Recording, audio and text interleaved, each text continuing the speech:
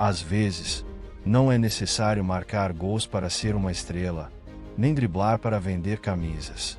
Thuram mudou a história da França jogando na defesa e tornou o Parma um time imbatível. Muitos o chamaram de traidor por abandonar a Juventus em seu pior momento.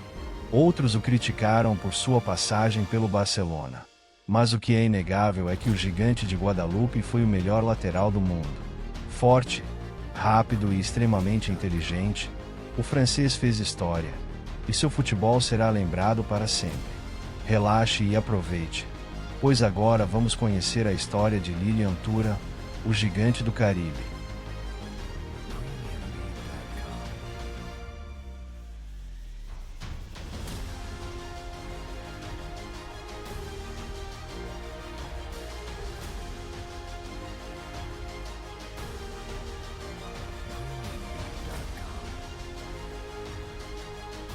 Lilian Thuram nasceu em 1º de janeiro de 1972, na ilha de Guadalupe. Aos 9 anos, sua família se mudou para Paris, onde começou a jogar futebol na escola, destacando-se por sua velocidade. Durante toda a infância, jogou como atacante, até que, aos 18 anos, um olheiro do Mônaco descobriu e o levou para a base do clube. No Mônaco, ele foi reconvertido a lateral direito e, graças ao seu físico impressionante, tornou-se um verdadeiro muro defensivo. Após uma temporada no time reserva, o técnico Arsène Wenger o promoveu ao elenco principal, realizando o sonho do jovem Thuram. Lá, jogou ao lado de craques como Georges Weah e, aos poucos, consolidou-se como um grande zagueiro. Jogando pelo Mônaco, ele permaneceu por 6 temporadas e conquistou seu primeiro título como profissional, a Copa da França de 1991. Seu grande desempenho rendeu a ele uma vaga na seleção francesa e, no verão de 1996, disputou sua primeira Eurocopa, realizada na Inglaterra. O técnico Aimé Jacquet o escalou como lateral, posição em que ele brilhou. Infelizmente, a França foi eliminada nas semifinais pela República Tcheca, nos pênaltis, mas a experiência foi fundamental para seu crescimento. Após o torneio, diversas ofertas chegaram para Thuram. A Série A, na época a melhor liga do mundo, atraiu sua atenção, e ele decidiu se transferir para o Parma, que estava montando um grande projeto. No clube italiano, seu impacto foi imediato. Ao lado de Cannavaro e Buffon, formou uma linha defensiva quase intransponível. Mesmo sem conquistar títulos nos primeiros anos, ajudou o time a terminar o campeonato italiano em segundo lugar. Individualmente, venceu o Guerin de Ouro de 1997.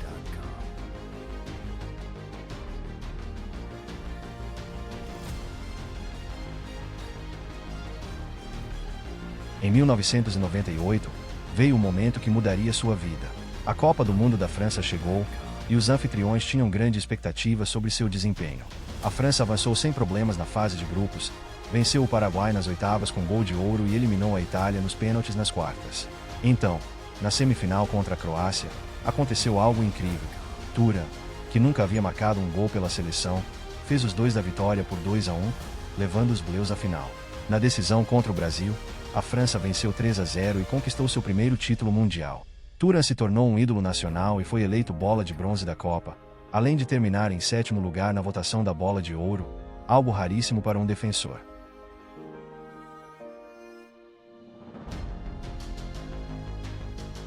Após a Copa, Thuram seguiu no Parma e viveu seu melhor momento no clube. Em 1999, conquistou um triplete histórico, vencendo a Copa da Itália, a Supercopa e a Copa da UEFA, derrotando o Olympique de Marselha na final.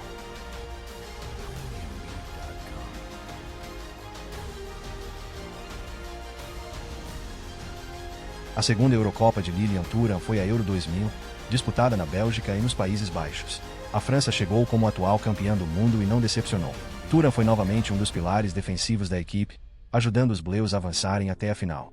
No caminho, eliminaram a Espanha nas quartas e venceram Portugal na semifinal com um gol de ouro.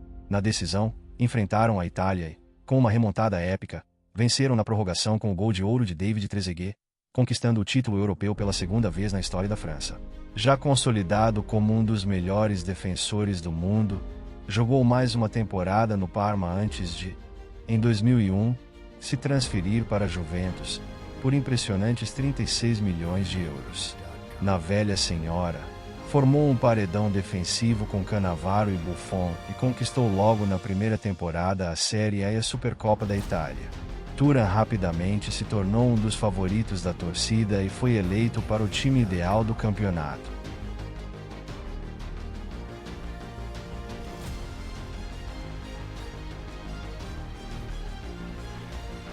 Contudo, sua segunda Copa do Mundo, em 2002, foi decepcionante. A França, campeã mundial, caiu na fase de grupos sem marcar nenhum gol.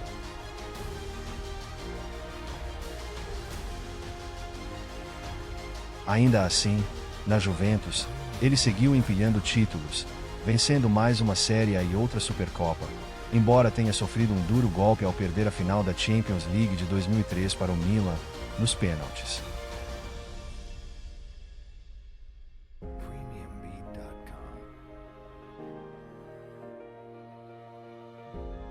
Nos anos seguintes, a Juventus perdeu força, e a partir de 2004, Thuram não conquistou mais títulos. O pior veio em 2006, quando a Juve foi rebaixada para a Série B devido a um escândalo de manipulação de resultados. Enquanto alguns craques decidiram ficar, Thuram optou por deixar o clube, o que gerou críticas por parte da torcida. Ele estava prestes a se aposentar, mas foi convencido por Maradona a assinar com o Barcelona.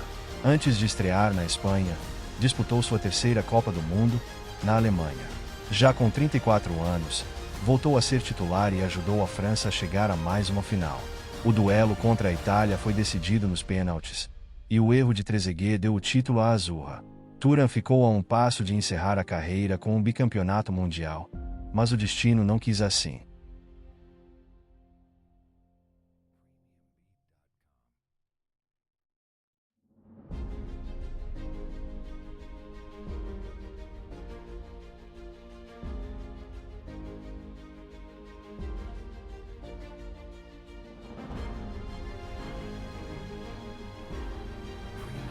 No Barcelona, seu desempenho não foi bom. Com lesões e irregularidade, não conseguiu se firmar como titular e acabou se aposentando em julho de 2008, aos 36 anos. Após pendurar as chuteiras, Thuram decidiu se dedicar a uma nova batalha, o combate ao racismo. Ele fundou uma organização para promover a igualdade racial, escreveu livros e deu palestras pelo mundo. Até hoje, continua sendo uma figura importante na luta contra a discriminação no esporte e na sociedade. Se você gostou dessa história, deixe seu like e se inscreva no canal Boleiro Geek para mais conteúdos épicos.